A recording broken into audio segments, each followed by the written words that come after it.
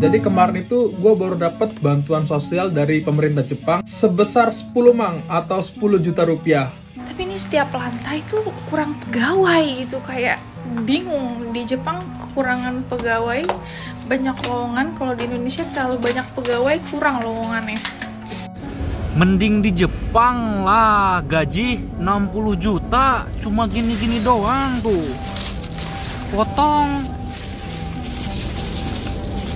buang yang kecil, udah 60 juta guys.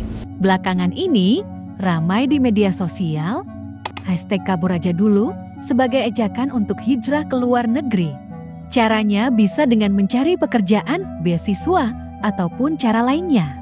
Beberapa negara yang dituju pun sudah direkomendasikan netizen seperti Jepang, Korea Selatan, Australia, Amerika, Jerman, dan masih banyak lagi lainnya.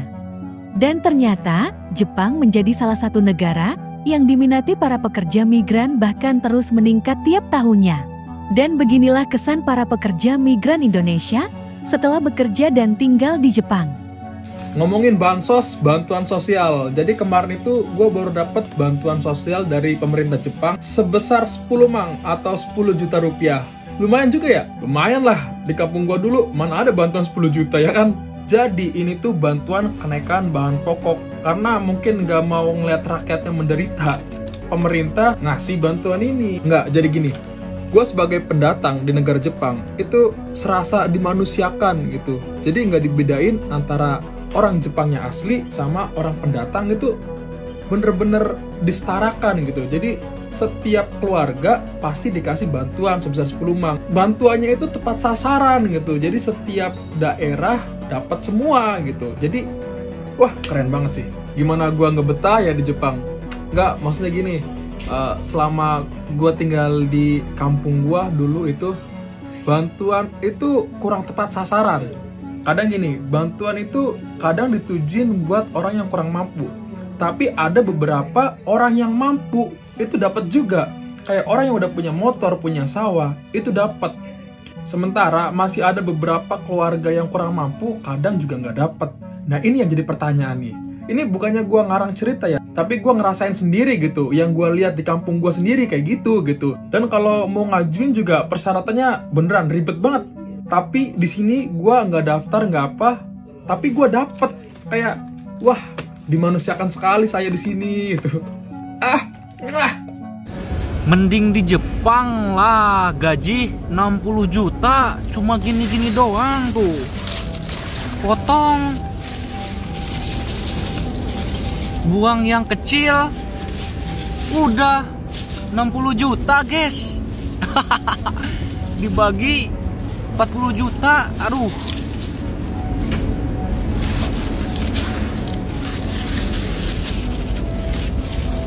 Mantap kan, mending di Jepang, 60 juta.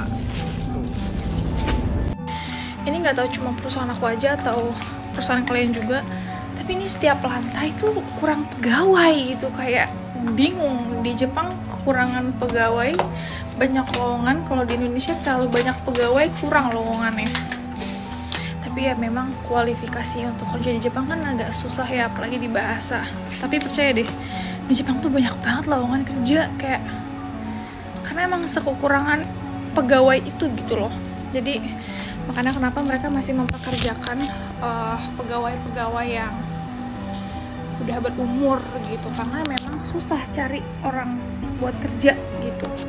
Karena yang anak-anak mudanya tuh kerjanya apa ya? Ya jarang gitu yang mau kerja kaigo atau kerjaan-kerjaan yang lain, karena menurut mereka tuh nggak seimbang gitu bayarannya, gajinya.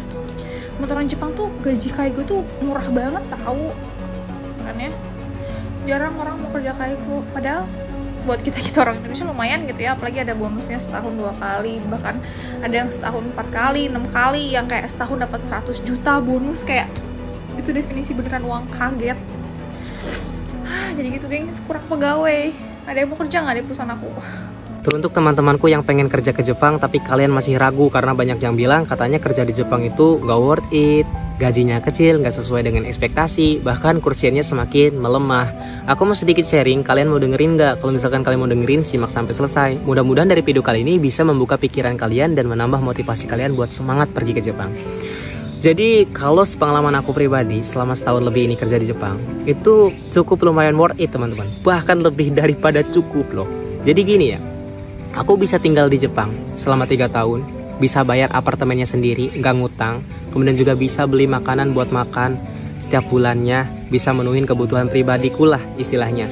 Bukan cuman kebutuhan pribadi, juga kita bisa bantu keluarga di rumah, bisa nafkahin mamah bapak di rumah, bantu-bantu perekonomian keluarga. Dan yang terakhir, kita juga masih ada sisa uang buat ditabung. 3 kelebihan itu, buat pribadinya ada, buat bantu keluarganya ada, buat nabungnya juga masih ada, meskipun nggak begitu banyak gitu. Nah itu kan udah lebih daripada cukup teman-teman. Apa yang kurang? Nggak ada ya kan? Beneran. Nah cuman kenapa banyak yang bilang nggak sesuai dengan ekspektasi? Karena ekspektasinya terlalu besar, karena keinginannya juga terlalu besar. Banyak yang berharap bahwasanya dengan pergi ke luar negeri mereka bisa pulang tuh buat rumah yang gede, punya mobil mewah, kemudian juga punya sawah yang berhektar-hektar, tanah yang berhektar-hektar. Mungkin itu yang menjadi ekspektasi yang terlalu tinggi gitu. Karena kalau kita misalkan melihat kondisi kerja di Jepang yang sekarang dengan kursian yang kecil semakin kecil gitu kan ya, dan juga dengan ya sekarang inflasi harga pangan di Jepang itu kan naik, listrik, gas naik semuanya. Dan mungkin juga sebagian dari kita yang bekerja di Jepang itu bukan bekerja untuk diri kita sendiri, tapi ada yang membantu keluarga, ada yang harus menafkahi ibunya, ada yang harus menafkahi anak istrinya gitu kan ya. Tentunya kita nggak bisa full gitu kan, gaji kita bisa langsung kita tabung semua, nggak gitu teman-teman gitu. Jadi kalau menurut aku kerja di Jepang, kalau untuk kebutuhan itu udah lebih daripada cukup. Kita hidup nyaman, kita hidup enak, insya Allah. Bisa hidup, bantu orang tua, bantu keluarga insya Allah bisa. Kalau yang punya anak istri juga pasti bisa kenafkahin. Dan juga kita masih ada tabungan yang bisa kita tabung buat cadangan hidup ke depannya gitu kan. Tapi kalau untuk memenuhi keinginan-keinginan kita yang vulgar gitu kan, keinginan-keinginan kita yang sangat frontal itu, pengen punya inilah itulah, stres teman-teman, yakin stres.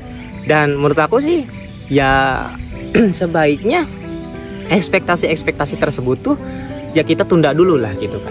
Keinginan kita pengen punya rumah, keinginan kita pengen punya mobil, dapat hal yang lain sebagainya, itu kita simpan aja dulu. Yang penting kita bisa memenuhi kehidupan kita. Nanti seiring berjalannya waktu juga, pelan-pelan kita nabung meskipun sedikit-sedikit, lama-lama jadi bukit, insya Allah pasti bisa kok kebeli kayak gitu sih.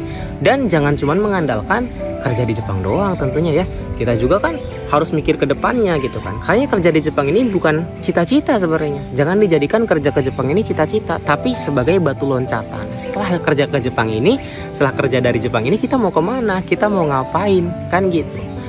Itu sih kalau menurut aku. Jadi buat teman-teman yang sekarang pengen pergi ke Jepang, pengen kerja di Jepang, ya ayo semangat gitu kan. Kalau menurut aku mah udah nggak usah mikirin nanti kalian inilah gajinya kecil dan lain sebagainya. Insya Allah cukup, lebih daripada cukup. Insya Allah kalian mau makan berapa, misalkan 5 piring seharinya masih bisa gitu kan ya. Cuman nih teman-teman ya, kalau misalkan kalian pengen nabung setiap bulannya 10 juta, 15 juta kayak gitu kan, itu mungkin mustahil, muri ya. Kecuali emang kalian hidupnya sendiri gitu kan, kalian nggak ada tanggungan apapun, kalian sendiri, terus gaji kalian nikmatin sendiri, kalian makan ngirit dan lain sebagainya, mungkin itu bisa terwujud dan tercapai.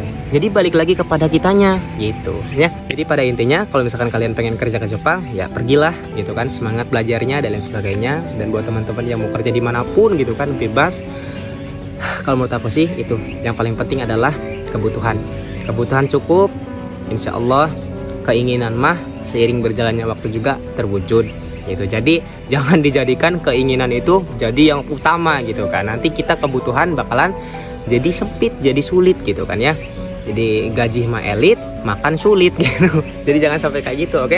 Semangat. Yang penting mamah bapak di rumah bisa makan, kalian bisa menghidangkan makanan-makanan yang enak, yang lezat di rumah kalian gitu kan ya, buat adik-adik kalian bisa sekolah dan lain sebagainya gitu.